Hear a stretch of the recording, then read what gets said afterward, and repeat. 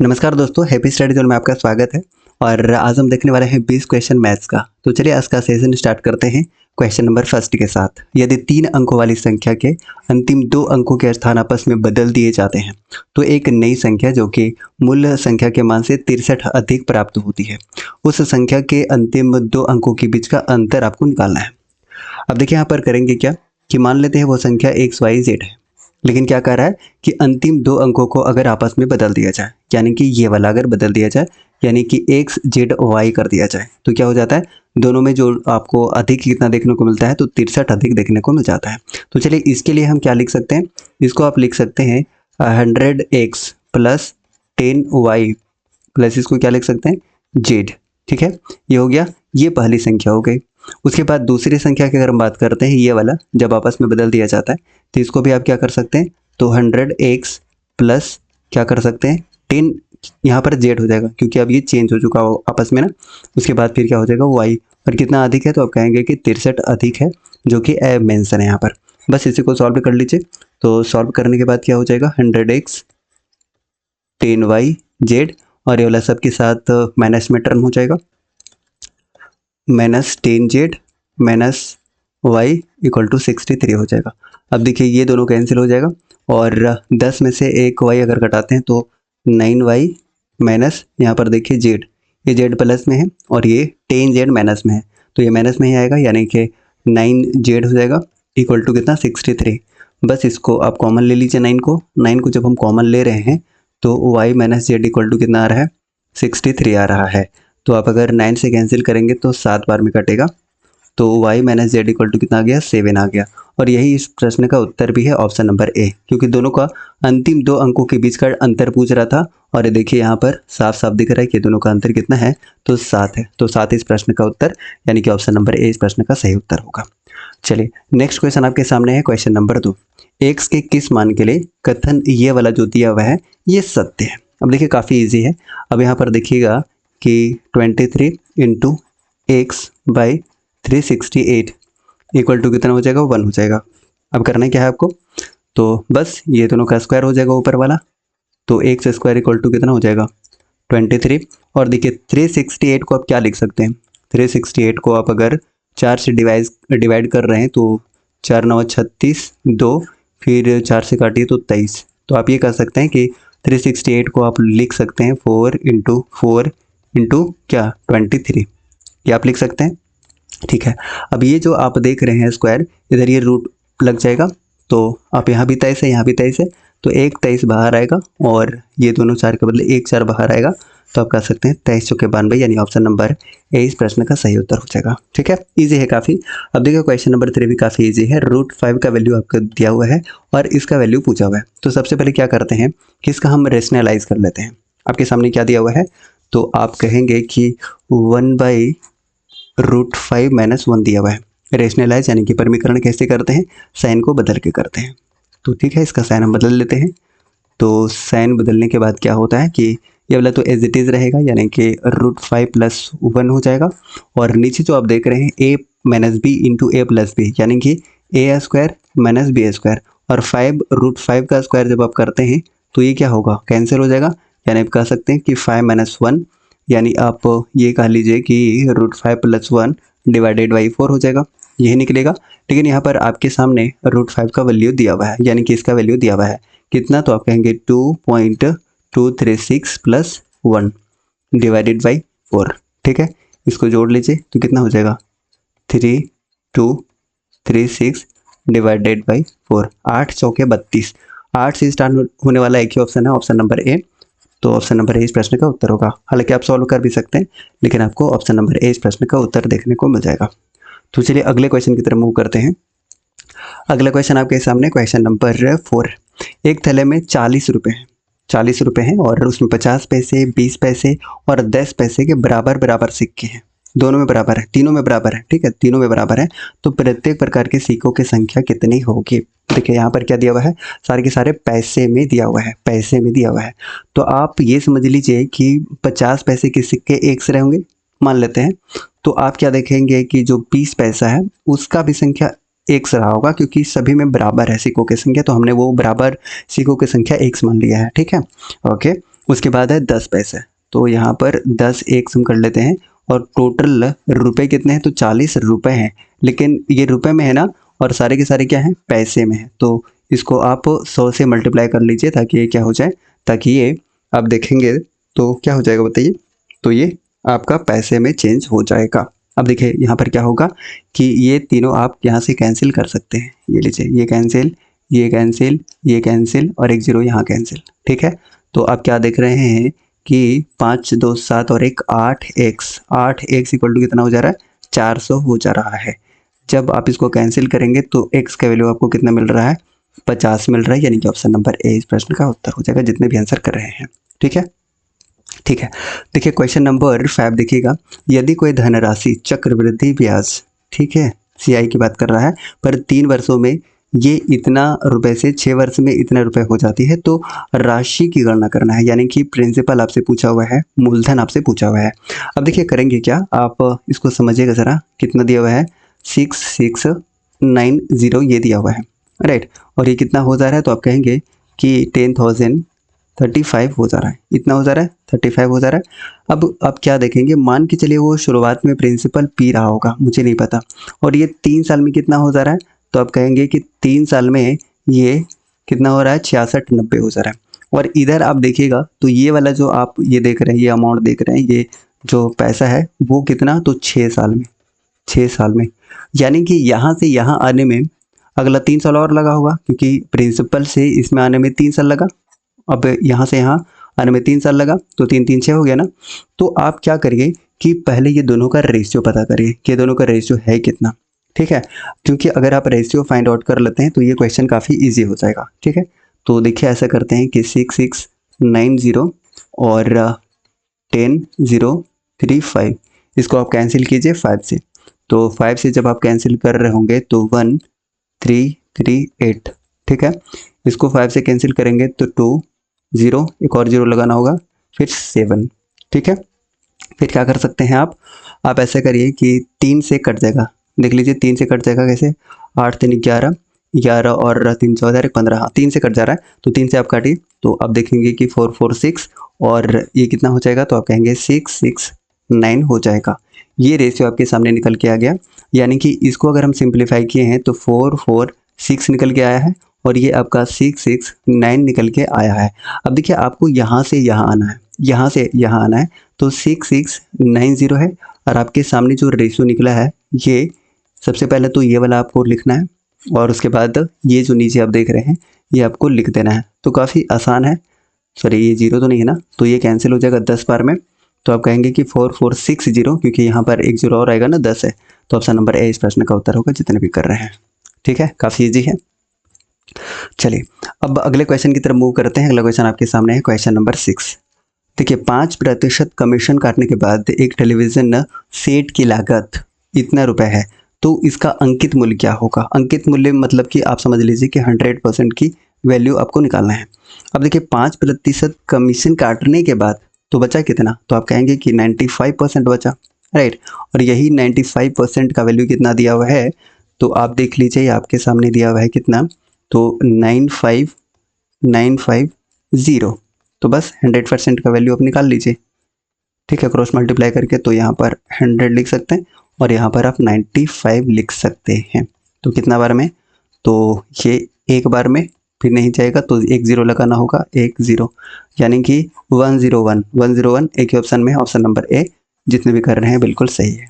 चलिए अगला क्वेश्चन आपके सामने है क्वेश्चन नंबर 7 और ये काफ़ी ईजी क्वेश्चन है। ये आपके सामने दिया हुआ है, मूल्यांकन करना है और इसका मतलब वैल्यू निकालना है कुल मिला के। तो कैसे करेंगे, तो यहाँ देखिए 2 अंक बाद दशमलव है, यहाँ पर भी 2 अंक, यहाँ पर भी 2 अंक, तो 2 2 4 2 6, 6 अंक बाद दशमलव कौन सा है, क्योंकि सब में तो अंक बराबर है।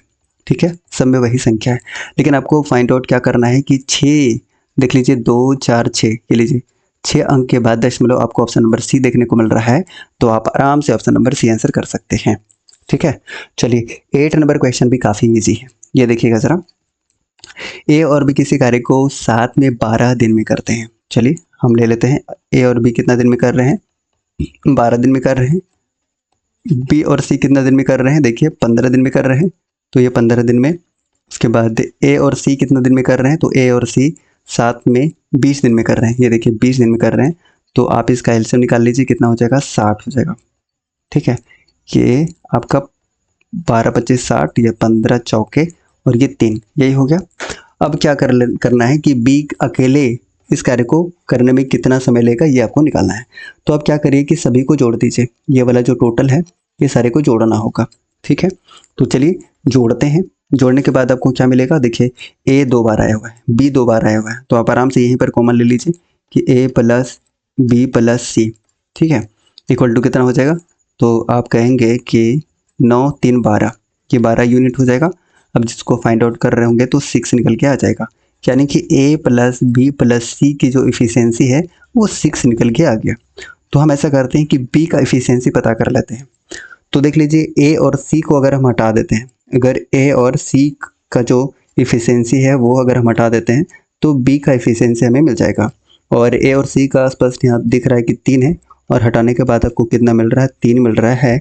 और हमारे पास टोटल काम कितना है, टोटल वर्क कितना है, तो 60 है। और यही 60 को जो बी का कैपेसिटी हमने निकाला है 3, इसे डिवाइड कर लीजिए, यानी कि 20 इस प्रश्न का उत्तर हो जाएगा, D option. Option number D is correct one. चलिए नेक्स्ट है क्वेश्चन नंबर 9। एक टंकी को 9 मिनट में एक नली खोलने से खाली की जा सकती है। अब देखिए खाली की जा सकती है, अब समझ रहे हैं खाली की जा सकती है। मान लेते हैं वो टंकी ए मान लेते हैं और ये 9 मिनट में खाली की जा सकती है। ओके, उसके बाद और इस टंकी को दूसरे नली, एक दूसरा नली हमको मान लेते हैं बी मान लेते हैं, राइट, ये बी मान लेते हैं, और 4 मिनट में भरी जा सकती है। ये लीजिए ये भरी जा सकती है, क्लियर। तो यदि दोनों नलियां एक साथ खोल दी जाती हैं तो कितने समय में टंकी भर जाएगी, कितने समय में टंकी भर जाएगी। अब देखिए बहुत ही आसान है। अब क्या करिए कि आप दोनों को मल्टीप्लाई करके आप टोटल फाइंड आउट कर लीजिए, तो ये टोटल आपको मिल गया। अब इसका इफिशियंसी कितना निकल के आ जाएगा, ये तो माइनस में है, ये कितना है, ये प्लस में है। दोनों को जब इफिशियंसी आप निकाल रहे होंगे, क्योंकि ये तो जो भर रहा है ये तो हमेशा खाली करता रहेगा ना, ये हमेशा खाली करता रहेगा। तो आप क्या कर सकते हैं कि हाँ बिल्कुल, अब उसके बाद क्या करिए, इसी 5 से आप मल्टीप्लाई कर लीजिए। तो 5 से जब आप डिवाइड करेंगे तो ऐसा करते हैं कि दोनों ऊपर नीचे 2 से मल्टीप्लाई कर लेते हैं ताकि ऊपर 10 बन जाए। तो 9 चौके 36 दूना 72, 72, ये लीजिए ऑप्शन नंबर ए इस प्रश्न का उत्तर हो जाएगा, क्योंकि नीचे 10 है ना, तो आप 72/10 यानी कि 7.2 मिनट्स इस प्रश्न का उत्तर होगा, जितने भी आंसर कर रहे हैं। ठीक है, चलिए अगला क्वेश्चन है क्वेश्चन नंबर 10, और इसको जरा आराम से देखिएगा। क्या है आपके सामने है कि सुरेश ने अपने धन का 1/4 हिस्सा राजेश को दे दिया, और राजेश ने सुरेश से प्राप्त धन का आधा सूरज को दे दिया। अब देखिए ऐसा है कि 1/4 दिया है और जितना उसका होगा उसका फिर आधा। इसका मतलब ये हुआ कि हम ऐसा कुछ टोटल मान लेते हैं, टोटल हम कुछ भी ऐसा मान लेते हैं जो चौथाई है ना, तो डबल इसका मान लेते हैं, 8 मान लेते हैं। ठीक है, तो इसका 1/4 करना आसान होगा। तो 1/4 जब इसका हम कर रहे होंगे 8 का 1/4, तो कितना हो जाएगा, 8 का 1/4 आपके सामने 2 यूनिट निकल के आ जाएगा। और इसी 2 यूनिट का फिर कितना, आधा, ये लीजिए हमने आधा कर दिया, तो ये कितना हो गया, 1 हो गया। यानी कि जो प्राप्त हो गया है वो 3, तो शेष कितना बचा बताइए, आपके सामने कितना बच गया। तो आप कहेंगे कि आपके सामने 3 बच गया, 3 बच गया, 3 बच गया। ओके, 3 आपके बच गया। और क्या है कि यदि सुरेश के पास जो बची राशि है और सूरज द्वारा प्राप्त राशि का अंतर कितना दिया हुआ है, 500 दिया हुआ है। अब देखिए इसमें करेंगे क्या कि टोटल कितना राशि था, 8, ठीक है 8 हो गया, और ये टोटल कितना, तो ये 3 माइनस कर देंगे तो ये 5 आपके सामने बच जाएगा। और ये जो 5 आपके सामने बच गया वो 5 किसके बराबर हो जाएगा, ये 500 के बराबर हो जाएगा। तो क्या पूछ रहा है कि सुरेश द्वारा राजेश को दिया गया धन कितना है, तो 2 यूनिट है। बस अब 2 से क्या कर लीजिए, आप मल्टीप्लाई कर लीजिए, 1 यूनिट का वैल्यू 100 निकल के आ जाएगा जब आप कैंसिल करेंगे 5 से, और 2 यूनिट का वैल्यू पूछ रहा है, यानी कि ऑप्शन नंबर बी आप आंसर कर सकते हैं, 20 प्रश्न का सही उत्तर है।